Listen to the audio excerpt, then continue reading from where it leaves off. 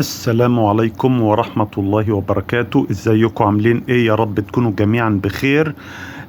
النهاردة هبدأ بأول موضوع، وهو لو تتذكروا المصري اللي اتقتل في بروكلين وكان شغال في مغسلة. حتى الآن الموضوع فات عليه أكتر من أسبوعين، وعلى حد علمي أنه لم يتم القبض على الجاني حتى الآن. اللي منكم يعرف أي أخبار جديدة عن القبض على الجاني من فضلكم ينزل يقول لي في التعليق اتقبض على الجاني أو شيء من هذا القبيل. لكن على حد معلوماتي ان المصري اللي اتقتل في بروكلين مفيش اي اخبار عن القبض على الجاني اللي قتله. ده في البداية. تاني نقطة، يعني بعلق على الخبر بتاع الإعصار والفيضانات الرهيبة اللي حصلت في تكساس.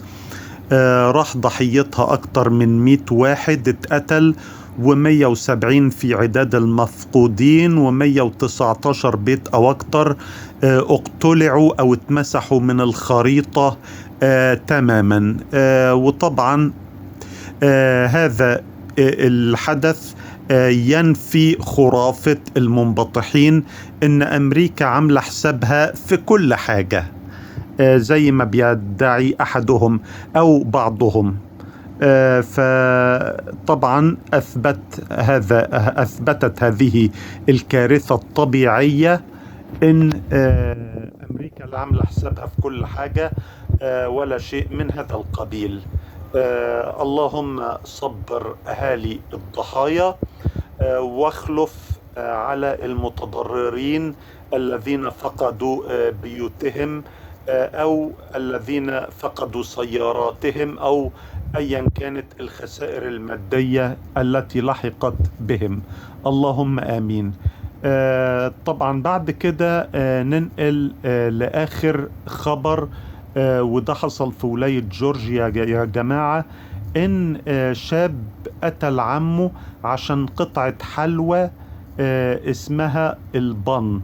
اعمل لها جوجل وانت تعرفها. هي كده حلوى عاملة زي قرص كده مدور. فهي الست قطع في العلبة بيكونوا $3 وشوية، يعني القطعة تمنها حوالي حاجة و50 سنت، نص دولار. فعمه خد من العلبة قطعة بن. يكون رد فعل هذا الشاب الأمريكي على عمه الأمريكي ايه؟ ان هو يطخ عمه لحد الموت. فيعني واحد يقتل عمه عشان نص دولار تقريبا. من فضلكم اللي يسمع عن جرائم من هذا النوع، انه واحد قتل عمه عشان نص دولار، يعرفنا برضو في التعليقات. لأن أنا طبعا قناتي مش الهدف منها المقارنة بأي بلد عربي، بس بعض الناس لما باجي أتكلم عن أمريكا بلاقيهم أوتوماتيك بيقارنوا ببلادهم العربية. حسنا يا متحاذق يا عاشق المقارنات، ما عنديش مشكلة. فلتقارن. فأنت تعرف كم واحد عربي قتل عمه عشان نص دولار؟ فمن فضلكم اللي يعرف يخبرني في التعليقات. طبعا يعني الشيء يعني شيء انا بصراحة لا تعليق. يعني ان واحد يقتل عمه عشان نص دولار او خاله عشان نص دولار، يعني دي بصراحة انا ما كنتش سمعت بيها قبل كده. ولكن طبعا يعني اللي انا برضو بنصحه يعني بنصح بيه بعض الامريكان اللي شاغلين بالهم قوي بشؤون المسلمين.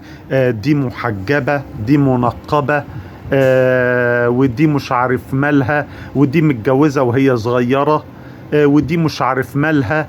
انصحكم بالانشغال ببلاويكم السوداء او اللي مش عارف الاقي لها لون اصلا. أشكركم على المشاهدة، والسلام عليكم ورحمة الله وبركاته.